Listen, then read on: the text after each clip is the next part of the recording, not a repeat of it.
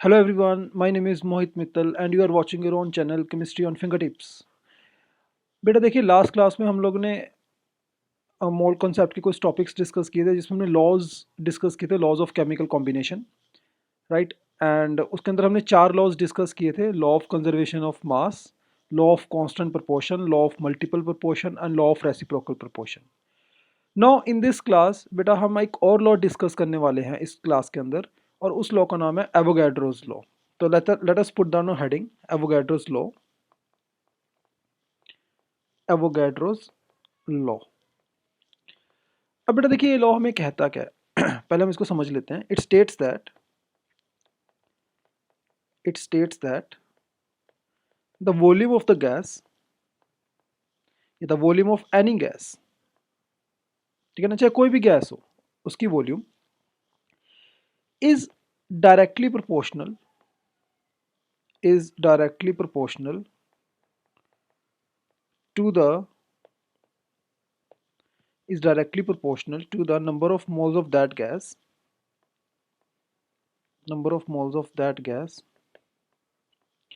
at a given temperature and pressure, at a given temperature and pressure। बेटा साथ ही साथ note करते जाना, ठीक है।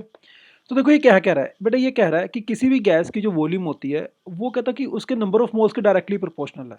यानी कि अगर आप नंबर ऑफ मोल्स बढ़ा देंगे तो वॉल्यूम भी बढ़ जाएगी, और नंबर ऑफ मोल्स कम कर दोगे, मॉलिक्यूल्स कम कर दोगे, तो अकॉर्डिंगली जो वॉल्यूम है वो भी कम हो जाएगी, प्रोवाइडेड आपका जो टेम्परेचर एंड प्रेशर है वो फिक्स रहना चाहिए। तो आई कैन से, अगर हम इसको मैथमेटिकली इस लॉ को लिखें तो ये क्या कहता है कि volume is directly proportional to the number of moles, ठीक है, at constant temperature and pressure. मतलब टेम्परेचर प्रेशर आपने फिक्स रखना है, तो उन कंडीशंस के अंदर ये लॉ जो है आपका वो प्रॉपरली वैलिड हो जाएगा।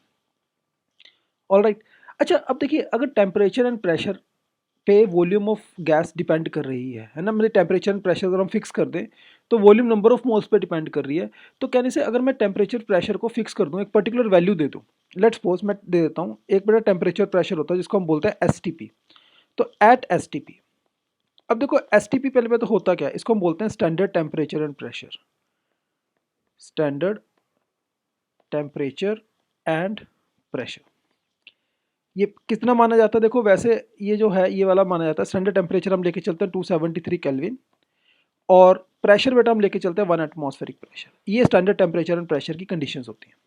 तो बेटा देखिए, अब हमने टेम्परेचर एंड प्रेशर को फिक्स कर दिया जो कि नॉर्मली हमारे यहाँ पे एग्जिस्ट करता है, ठीक है। तो इतने टेम्परेचर प्रेशर पे अगर हम एक्सपेरिमेंट करें और 1 मोल गैस की वॉल्यूम निकालें, ठीक है, 1 मोल गैस की वॉल्यूम निकालें, तो ये देखा गया है कि कोई भी गैस हो, irrespective of the nature of the gas, ठीक है, चाहे वो ऑक्सीजन गैस हो, नाइट्रोजन गैस हो, हाइड्रोजन गैस हो, CO2 गैस हो, कोई भी गैस हो, जो वॉल्यूम है, volume of 1 mole of gas जो फाइंड आउट की गई है that is equals to 22.4 litres at STP. मतलब एसटीपी पे जो किसी भी गैस की जो वॉल्यूम है वो कितनी होने वाली है, 22.4 लीटर। ये हमने एक्सपेरिमेंटली डिटरमिन किया है, ठीक है। इररिस्पेक्टिव आप ये लिख सकते हैं, irrespective of the nature of the gas, irrespective of the nature of the gas. मतलब गैस कोई भी हो, गैस की नेचर पर डिपेंड नहीं करती बात ये, ठीक है। तो ये एक बहुत इंपॉर्टेंट इन्फॉर्मेशन है बेटा, जिसके ऊपर बेस्ड आपको बहुत सारे क्वेश्चंस मिलने वाले हैं, ठीक है। तो let us put it in a proper line. I am sorry, yes, चलो अभी हम फिलहाल इसको ऐसे ही लिख लेते हैं। तो इतनी बात बेटा आपको समझ आ गई, ठीक है। अब देखो इसके ऊपर बेस्ड क्वेश्चंस कैसे आ जाते हैं। चलो पहले क्वेश्चंस करने से पहले एक इक्वेशन और बनाते हैं। अच्छा देखो, अभी अगर मैंने आपको बताया था नंबर ऑफ मोल्स हम कैसे निकालते हैं, given mass by gram molecular mass. ऐसे ही अगर हमें किसी गैस की सिर्फ वॉल्यूम गिवन हो, तो हमें अगर उसके अंदर नंबर ऑफ मोल्स निकालने हो तो उसके लिए फॉर्मूला क्या बन जाता है। तो जो नंबर ऑफ मोल्स निकालने का फॉर्मूला हो जाता है फॉर अ गिवन गैस, तो नंबर ऑफ मोल्स, सॉरी, हाँ जी, नंबर ऑफ मोल्स का बेटा फॉर्मूला हो जाएगा आपका, number of moles is equals to volume of the gas given, ठीक है, एट एसटीपी, एसटीपी पे होनी चाहिए वॉल्यूम में, अपॉन 22.4 लीटर्स, ठीक है। इसमें मैं मान के चल रहा हूँ कि जो गैस की वॉल्यूम आपको गिवन है वो लीटर्स में गिवन है, तो आपने 22.4 लीटर लिख दिया, लेकिन जनरली गैस की जो वॉल्यूम होती है वो हमें मिलीलीटर में भी गिवन होती है। अगर मिलीलीटर में गिवन है तो आपने 22.4 लीटर को भी मिलीलीटर में कन्वर्ट कर लेना है, इसको 1000 से मल्टीप्लाई करके, यानी कि 22,400 ml हम इसको लिख देंगे। ठीक है, कब? अगर हमें गैस की वॉल्यूम मिलीलीटर में गिवन हो। ठीक है, बिकॉज हम चाहते हैं कि जो यूनिट्स है वो कैंसिल आउट हो जाए, तो बिकॉज नंबर ऑफ मोल तो एक नंबर है ना, तो यूनिट्स का तो कोई लेना देना नहीं है इसके अंदर, राइट। तो ये फॉर्मूला बन जाता है नंबर ऑफ मोल्स का फॉर गैस अगर हमें उसकी वॉल्यूम गिवन हो। I hope this is clear to everyone. ठीक है, चलिए अब इसके ऊपर बेस्ड हम एक क्वेश्चन करते हैं, आप लोग क्वेश्चन मेरे साथ साथ नोट करिएगा। क्वेश्चन बेटा क्या है, देखिए क्वेश्चन ये है, question is calculate the number of moles, calculate the number of moles, number of molecules and volume of the gas at STP, ठीक है, ऑफ कौन सी गैस का बेटा निकालना है, 1.6 ग्राम ऑफ ऑक्सीजन गैस। तो आपके पास 1.6 ग्राम ऑक्सीजन गैस गिवन है बेटा, आपने उसके नंबर ऑफ मोल्स भी निकालने हैं, मॉलिक्यूल्स भी निकालना है, उसकी वॉल्यूम भी निकालनी है एसटीपी पे कितनी होगी। ठीक है, तो आप लोग इस क्वेश्चन को ट्राई करिए, वीडियो को पॉज करके ट्राई करते हैं। So now let me discuss. बेटा इसका सोल्यूशन देखते हैं क्या होगा। अब देखो आपने जो भी आंसर निकाला मैंने वो संभाल के रखिए। सबसे पहले तो नंबर ऑफ मोल्स, बेटा नंबर ऑफ मोल्स हम कैसे निकालेंगे, मैंने क्या बताया था आपको, नंबर ऑफ मोल्स का फॉर्मूला क्या होता है, given mass upon gram molecular mass. तो मास हमें कितना गिवन है, 1.6 ग्राम। और ऑक्सीजन गैस का बेटा मोलिकुलर मास कितना होता है, देखो O2 गैस है, ऑक्सीजन के 2 एटम्स हैं, तो कितना हो जाएगा by 32। So this will be equal to, अगर आप इसको वैल्यू बेटा फाइंड आउट करें 0.05 मोल्स। तो ये तो नंबर ऑफ मोल्स आ गए। अब हमने क्या निकालना है, नंबर ऑफ मॉलिक्यूल्स, है ना। नंबर ऑफ मॉलिक्यूल्स क्या होता है, देखो हमें पता है एक मोल में होते हैं एवोगैड्रोस नंबर ऑफ मॉलिक्यूल। तो 0.05 मोल्स जो हमें गिवन है, देखो हमें तो गिवन 0.05 मोल्स है ना, ये तो 0.05 मोल्स में कितने मॉलिक्यूल्स हो जाएंगे, can say 0.05 into Avogadro's number 6.02 10 raised to power 23. So if you solve it you will get 3.01 into 10 raised to power 22. तो ये हो गया आपके पास number of molecules, this is number of moles. अच्छा तीसरी बात हमसे क्या पूछा, volume of the gas.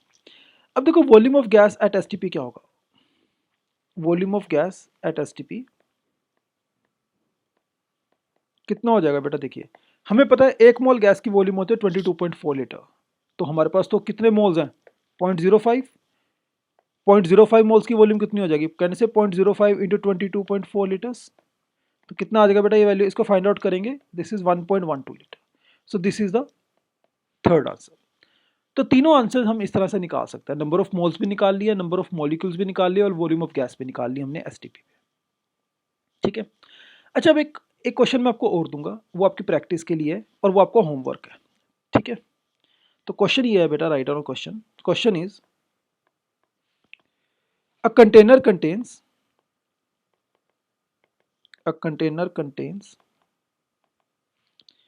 5.6 liters of oxygen gas at STP and 16 grams of SO2 gas, full stop, SO2 gas लिख लीजिए आप। कैलकुलेट, अच्छा बेटा देखो आपने कैलकुलेट क्या क्या करना है। Number 1 total mass of gases, तो आपने दोनों गैसेस का टोटल मास निकालना है कितना होगा। ठीक है, यानी कि उनका सम। दूसरा पार्ट बेटा और आपने क्या निकालना है, देखो टोटल मास निकाल लिया। सेकंड पार्ट आपने निकालना है total volume at STP, total volume of gas at STP. ठीक है, एंड थर्ड बेटा आपको चीज़ निकालनी है इनका total number of molecules, total number of molecules. ये तीनों काम बेटा आपने करने हैं और ये आपका होमवर्क है, आपने इस क्वेश्चन को ट्राई करना है और अगली क्लास में सबसे पहले मैं इसी क्वेश्चन का सोल्यूशन आपको प्रोवाइड करूंगा। ओके, यानी कि अब आप अगली क्लास में आपको इसका सोल्यूशन मिल जाएगा, लेकिन आपने अपने घर पे इस क्वेश्चन को ट्राई करना है। It is related to Avogadro's law. Am I clear?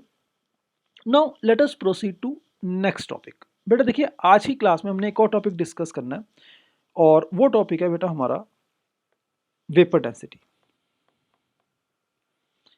Vapour density, देखो ये टर्म आपने ना बहुत बार सुनी होगी, वेपर डेंसिटी, है ना। तो क्या होता है वेपर डेंसिटी, इसको हमने समझना है पहले। देखिए वेपर डेंसिटी की अगर आप डेफिनेशन को ध्यान में रखेंगे ना तो आपको भी कंफ्यूज नहीं होंगे। तो पहले आप ध्यान से डेफिनेशन सुनिए इसकी क्या होता है। Write down, it is the density of the gas, density of the gas with respect to hydrogen gas. बेटा हाइड्रोजन गैस के विद रिस्पेक्ट टू जो गैस की डेंसिटी होती है अंडर सेम कंडीशंस, इसको हम बोलते हैं vapour density. Sorry, under same conditions. तो बेटा अंडर सेम कंडीशंस जो भी गैस की डेंसिटी होती है with respect to hydrogen gas, इसी को हम बोलते हैं vapour density of the gas. तो जैसे अगर मुझे वेपर डेंसिटी लिखना है बेटा, इसका फॉर्मूला अगर हम फ्रेम करें तो ये क्या हो जाएगा, डेंसिटी, देखो डेंसिटी का सिंबल होता है ये रो। तो density of gas at given conditions, है ना, किसी भी कंडीशन में गैस की density upon density of hydrogen gas under same conditions, under same conditions. ठीक है, अब देखो ये इसका फॉर्मूला होता है। वैसे तो ये बेसिक इसकी जो डेफिनेशन है उसके बेसिस पे हमने ये फॉर्मूला लिखा है। अब ये जो फॉर्मूला है बेटा, देखिए इस फॉर्मूला को ना हम बहुत ज़्यादा सिंप्लीफाई कर सकते हैं। ठीक है, तो इसकी सिंप्लीफिकेशन देखते हैं। अब देखो डेंसिटी क्या होता है, मास पर यूनिट वॉल्यूम, राइट। तो mass of a given volume of gas हम लिख सकते हैं। तो कहने से बेसिकली डेंसिटी क्या होती है, mass of 1 litre of gas, है ना, और कंडीशन कर देते हैं एट एसटीपी। देखो यही होता है density, mass of, mass per unit volume. तो वॉल्यूम हमने क्या ले ली, 1 लीटर। तो mass of 1 litre of gas और कंडीशन हमने ले ली एसटीपी अपॉन, इसको मैं क्या लिख सकता हूँ, mass of 1 litre of hydrogen gas at STP. एक ही बात होगी। ठीक है, अच्छा अब 1 लीटर की जगह अगर मैं दोनों तरफ वॉल्यूम कर दूं 22.4, तो कहने से mass of 22.4 litre of gas at STP, क्योंकि ये तो रेशियो है ना, तो 22.4 तो कैंसिल आउट हो जाएगा, upon mass of 22.4 litre of hydrogen gas at STP, है कि नहीं। ठीक है, अच्छा mass of 22.4 litre of gas क्या होता है, अभी हमने पढ़ा कि 22.4 लीटर गैस के अंदर 1 मोल होता है गैस का एसटीपी पे, और 1 मोल के मास को हम क्या बोलते हैं, मोलिकुलर मास या ग्राम मोलिकुलर मास। तो कहने से ये ऊपर वाला क्या बन गया, gram molecular mass of the gas, और नीचे बेटा ये नीचे क्या बन गया, gram molecular mass of hydrogen gas. और हाइड्रोजन गैस का ग्राम मोलिकुलर मास कितना होता है, 2। तो कहने से वेपर डेंसिटी का फॉर्मूला क्या बन गया, it is the gram molecular mass by 2। So this is the formula for vapour density. तो हमने वेपर डेंसिटी को इतना सिंप्लीफाई कर दिया कि वो सिंपली बस इतना सा ही फॉर्मूला बन के रह गया। अब कई लोग ना क्वेश्चन ये पूछ लेते हैं कि वेपर डेंसिटी के यूनिट्स क्या होते हैं। अब मुझे बताओ वेपर डेंसिटी के क्या यूनिट्स होंगे। अब कहोगे ग्राम मोलिकुलर मास के यूनिट तो ग्राम्स हो गए, है ना, तो इसके यूनिट्स भी ग्राम्स हो जाएंगे फिर इसके हिसाब से। तो ऐसा नहीं है, ऐसा इसलिए नहीं है बिकॉज ये फॉर्मूला तो ड्राइव किया ना, ये तो हमने मैथमेटिकल वैल्यू ड्राइव किया इस चीज़ की। तो अगर आप देखो इसकी जो बेसिक डेफिनेशन है, उस डेफिनेशन में क्या दे रखा है कि वेपर डेंसिटी जो है ये बेसिकली एक रिलेटिव टर्म है of the density of the gas with respect to hydrogen gas. तो ये एक रेशो है। तो क्योंकि ये रेशो है तो रेशो में तो यूनिट्स कैंसिल आउट ही हो जाते हैं, तो इसलिए वेपर डेंसिटी क्या होती है, it is a unitless quantity. बेटा इस चीज़ को आप लोग नोट करके रख लीजिए, ये कई बार ना वाई में पूछ लेते हैं। So it is a unitless quantity, ये बात ध्यान में रखनी है आपने। ठीक है, अब देखिए अब इसके ऊपर बेस्ड हम एक क्वेश्चन करते हैं कि क्वेश्चन किस तरह से पूछे जा सकते हैं। तो let us right on a question, एक क्वेश्चन लिखते हैं। बेटा प्लीज़ साथ के साथ आप नोट करते जाना, ठीक है, या वीडियो पॉज करके आप नोट कर लेना पहले। ओके, तो क्वेश्चन लिखिए, write down, calculate the vapour density, calculate the vapor density of the mixture containing 90% of NO2 gas and 10% of N2O4 gas by volume, ठीक है, क्वेश्चन एक बार पढ़ लो और नोट कर लो। अब देखो अब हमसे ना क्वेश्चन पूछा गया किसका, वेपर डेंसिटी का। अब वेपर डेंसिटी का फॉर्मूला क्या होता है, मोलिकुलर मास बाय 2। लेकिन यहाँ पर तो 2 गैसेज हैं, तो क्योंकि गैसेज यहाँ पे दो हैं तो हम किसका मॉलिक्यूलर मास लेंगे, तो बेटा इन केसेस में हमें लेना पड़ता है मॉलिक्यूलर मास ऑफ मिक्सचर। अब हम ये जो गैसेज का मिक्सचर है इसका मॉलिक्यूलर मास हम लोगों ने निकालना है। तो इसका मॉलिक्यूलर मास गैसेज के मिक्सचर में गैसेज का मॉलिक्यूलर मास कैसे निकालते हैं इस मिक्सचर का, लेट अस सी। इसको भी सीख लेते हैं, ये भी एक नया कॉन्सेप्ट है। बेटा देखो हमें पता है कि नंबर ऑफ मोल्स का फॉर्मूला क्या होता है, आप मुझे बताइए। हमने पढ़ा था ना, given mass upon gram molecular mass, है ना। तो अगर बेटा मॉलिक्यूलर मास को मैं इधर ले जाऊं तो कहने से इसका फॉर्मूला क्या हो जाएगा, given mass upon number of moles. तो अगर मुझे मॉलिक्यूलर मास ऑफ मिक्सचर निकालना है, दिस इंप्लाइज कि मॉलिक्यूलर मास ऑफ मिक्सचर जो होगा, मॉलिक्यूलर मास ऑफ मिक्सचर जिसकी वेपर डेंसिटी निकालनी है, तो दैट कहने से that is equals to mass of mixture upon number of moles of mixture. Yes और नो, ये हो जाएगा ना, मिक्सचर से रिलेटेड हो जाएगा, सब कुछ ही मिक्सचर से रिलेटेड हो जाएगा। अब ये मिक्सचर है, इस मिक्सचर में क्या है बेटा, हमें गिवन है कि इस मिक्सचर में 90% NO2 गैस है एंड 10% N2O4 गैस है। पहले तो हम इसके परसेंटेज का मतलब समझ लेते हैं, और ये बाय वॉल्यूम है। एंड हमें पता है कि जो according to Avogadro's law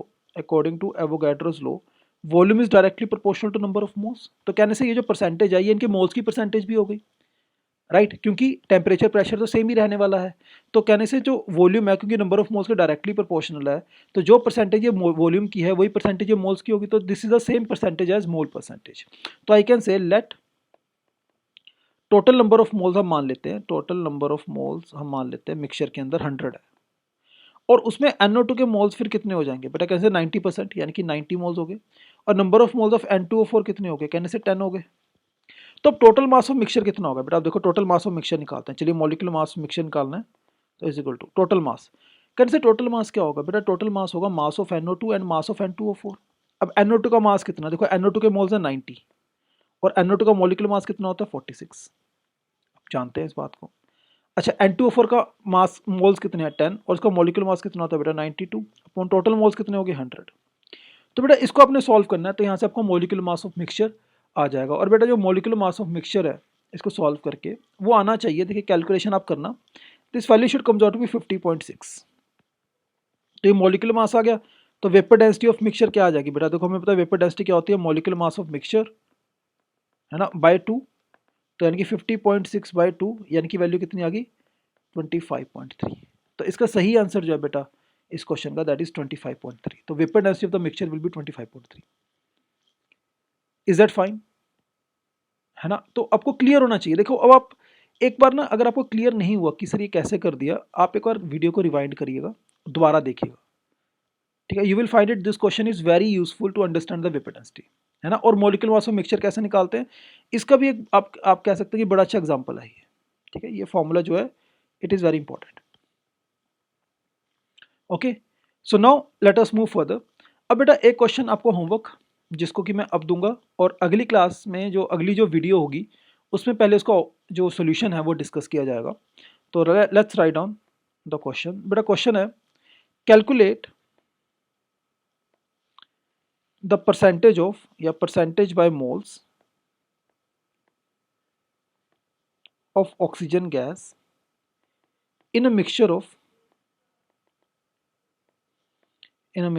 oxygen and CO2 gas, ठीक है। तो बेटा ऑक्सीजन एंड CO2 गैस का एक मिक्सचर है आपके पास, उसमें अपने percentage by moles of oxygen gas निकालना है। If the vapour density of mixture is बेटा वेपर डेंसिटी आपको दे रखी है 18, वेपर डेंसिटी इज 18। बेटा इसका सही आंसर, इसका सोल्यूशन देखने के लिए आपको नेक्स्ट वीडियो आप देखिएगा। And that is all for today. I hope आपको ये वीडियो बड़ी यूज़फुल लगी होगी। अगर आपको यूज़फुल लगी है तो बेटा please like this video and subscribe this channel and share it with your friends. So that is all for today. Thank you everyone.